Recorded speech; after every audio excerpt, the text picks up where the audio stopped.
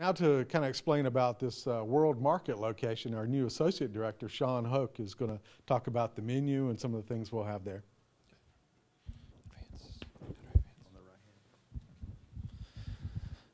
Hello. Again, my name's Sean Hoke. World Market is a good mix of eclectic flavors. This will again be a little more of a casual experience. You'll see chefs preparing dishes for you right in front of you. One of the first locations you'll see up here in the front is a sushi location where you'll see a sushi chef up there making a variety of fresh sushi dishes. Then also you would have we have an Evo grill, which is a round grill that you would see like in a Mongolian style restaurant. We're going to do like a noodles concept to be able to do pad thai and lo mein, and then also some different noodle dishes or noodle broth based dishes as well, followed by wok stations. Again, you'll be able to see fresh ingredients made right in front of you, hot, crisp items, be able to customize some of the flavors and sauces. Then further down to the bottom, you'll see a Mediterranean, actually it's World Flavors, where you'll see a different mix of, it could be Cuban one day, followed by the Southwest cuisine to Northern African, Indian, to regional American cooking, low country cooking, regional barbecue. So it won't be a very stagnant menu. So really nice mix of different flavors. And up at the top was actually a Mediterranean location where you'll see Spanish, Italian cuisine. You'll see somebody carving off an gyro spit onto a fresh pita, to fresh made pasta dishes right before you. And here's a couple of examples. Again, you'll see walks with action, be able to see the smells and sounds of fresh food cooking. In the center, you'll see the Evo. It's very versatile. You can boil flavorful broths to saute if you want to do eggs on it. You can do a lot of different things to watching sushi made right before you. And being able, again, to customize, be able to ask chefs questions. Can I have this in it? I'm vegetarian. I think one of the great things that especially this location gives you is a lot more options for vegetarians and vegans on campus. We hosted kind of a World's Flavor Nights, and these were kind of some examples and things that you'd kind of see through the World Pavilion, tiki masala and fresh naan, and Israeli couscous with preserved lemons. There was the ceviche. But there's that delicate balance of doing things that are adventurous, but also things that look familiar. I think that's a really important balance that we'll need to accommodate. This is the dining room. There's a fireplace in the back of it, so it's a very nice, warm, welcoming place. And on to the C-stores. Okay. This is roughly a 2,500 square foot C-store. Have a variety of grab-and-go items, sandwiches, salads. Then also you'll have the creamery. We're going to have a hand-spun milkshake program with the Howling Cow ice cream. Then also there will be a kind of a breakfast biscuit program in there as well. So large, it's about twice the size of the current Emporium. In Kate's Point, this is kind of another signature location. This will open up in 2014. It's a very eclectic, energetic space. We envision very kind of a nighttime location where you'll see possible entertainment, DJs. It's right next to Stewart Theater, so pre and post events you'll be able to see. Have really nice tapas, an eclectic mix of different world cuisine, artisan pizzas, and also things that you could share with a group of friends. Things from marinated olives to edamame with sea salt to, even be able to host a Monday night football event and doing, custom tossed wings. We have a really nice signature woodstone oven, has a glass back to it, so you can see the food being made in front of you. You can see chefs dressing and doing the ingredients with squirt bottles and putting the beautiful garnishes on your food. Here's some looks and feels of the space. Then coffee shops. We have 2 coffee shops, one on the kind of the main atrium area, across from the bookstore. So similar to what our current PCJs are doing. Also, you'll have a second location, which Randy had mentioned down below, entering on the first floor. So that way, they're in 2 high-traffic locations. And this is kind of to give you an example. This, your typical mall food court. This is the opposite of what we want to create. Less like this and more like this. So, fun, energetic, colorful, exciting. Less lines, less institutional looking. Again, more chefs cooking, food sizzling, smells, aromas. A lot of show going on. Again, back to institutional. Nice lighting, warm seating, comfortable. And that's it. Thank you very much. Jennifer Gilmore.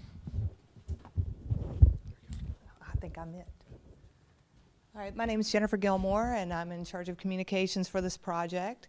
And as you can see, keeping students and faculty and staff informed on what's going on with the project makes a huge difference in understanding where we are in the project and where we're going. We have a website, go.ncsu.edu/new Talley. You can basically just do a Google search for Talley Student Center and find it there. We've got a lot of good information there, including regular construction updates. I know there's a lot of people who want to know what's coming next. We also include those traffic updates, construction updates about what's going on in various parts of the property. We are also putting up new renderings and new designs. As often as we get them, we're putting them up. We've been featuring a fly-through video out in the lobby, and as soon as that's ready to go, we're going to put that up. As a matter of fact, tomorrow we'll take the same presentation and put it up on the web there for people who couldn't come today to enjoy. Other things that we're doing is we've got a strong presence on Facebook, so you can follow us there. We also have a listserv, and you can go to our website to learn how to sign up for that. We're also using Twitter in a unique way to put out those quick messages about what's going on around the campus. Right now we have it running in the Student Center, we have it running in the library, we have it running in some of the nearby housing. But if you work or study in a building and you'd like to have that URL up, it has a live feed of the project from the top of Carroll Hall. And it also has the latest and greatest update about what's going on with the project. You can also follow us on Twitter to get those same notices. It's NCSU_Talley. And finally, we encourage students to get involved in this project. And your primary point person for getting involved in that is Jonathan Smith, who is the president of our Student Center's Board of Directors. This group is very active in funneling student energy and talent towards this project. So we encourage you to get involved through them or through your student government. Thank you. So now we'll turn it over if there's any questions here in our room here in Talley. I'll open it up for questions. Yep, Jonathan. TJ, I have a lot of friends that are very interested in the Talley project and want to find a way to get involved. You talked about we want to get students engaged. What should I tell my friends about ways to get involved? Where do you need us?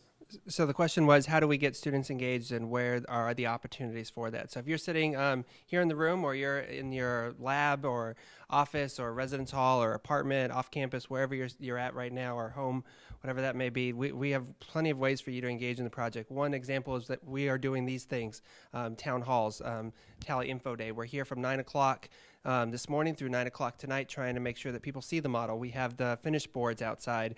We have renderings of that. So we want people to come see what's the latest and greatest is, but also ask questions. We have people throughout campus. Right now we have our people from our sustainability office out there. Earlier today, we've had people from dining and campus enterprises and a variety of different offices, student programs, and different levels. We've had student leaders out there as well from our student centers, from student government. Plenty of opportunities to ask questions. Also, as we mentioned, the Student Center's Board of Directors, if there's questions, feedback, comments, if you see something you you want to give feedback in that, let us know. We have polls on our Facebook right now. One of the questions we're asking our audience here today as they come through the building is 2 questions, one of which is, what retail spaces would you use in the new Talley? And give us some recommendations. The other is, what spaces are you most excited about? So some of those opportunities for input. And this doesn't stop today. This continues through the spring. So we'll have more opportunities as it relates to furniture, fixtures, and equipment. When we get chairs and that kind of stuff and want opinions and say, hey, come test out. What does this feel like? Give us your opinion. Which is better, kind of deal. So we'll have some of those opportunities in spring. But then if there's something that you're saying, hey, I'm just really passionate about it, come talk to me. You can find my information on the website. Come talk to Jonathan, our board of directors. Any one of us in the project will find a way for you to get involved. So good question, Jonathan. Other questions? Yeah. I'm from the graduate school, and we have maybe 65 events here during the year, and we have scheduled a lot for the spring. How the noise level going to be? I mean, we have seminars and workshops and up until April. Yeah. So the question is from the graduate school, talking about having lots of events in the building, and they're not the only ones, but having events here, and then what is noise going to be like? So I'm going to invite Ron over to talk about that, our resident expert on construction, to tell us a little bit about what to expect. And then also, the best bet is to also interface with Campus Enterprises. Our Campus Enterprises folks in reservations are very in tune with the process, and if they're booking rooms, those rooms are online and are available. There will be a little bit of noise, as Ron will talk about, but if you have questions, definitely connect with reservations and event management when you do that. But they're really in tune with that. We've actually set up a notification system for noise. It's like a traffic signal, and it's got different colors for the different days. I think most of the work, if you've been here through the summer, you've seen the demoing of the existing building and of the existing bookstore and some of the work we've been doing. That's been, I think we've been calling that a yellow, which is kind of intermittent. I think as we start pouring concrete closer to the existing Talley building and start standing up steel right outside the Talley building, and it's probably going to get a little louder.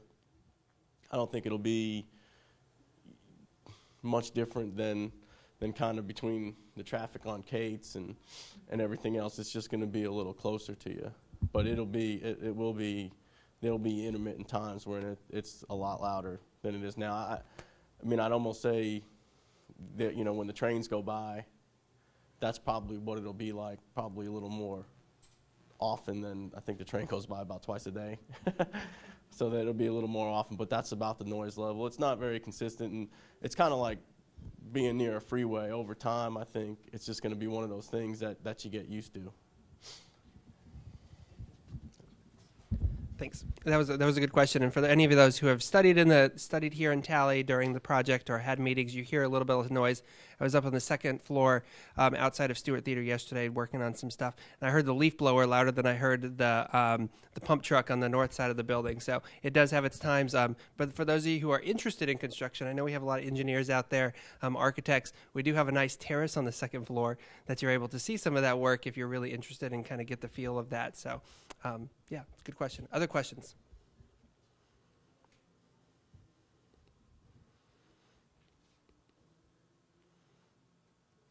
All right. If there are no other questions, we will end this first town hall. If you are tuning in, caught the second half but not the first half, we will be live again at 7. We'll also have this recording online on our website, a link later tomorrow. So 6 o'clock, not 7. Yes, thank you. I stand corrected. So yes, thank you.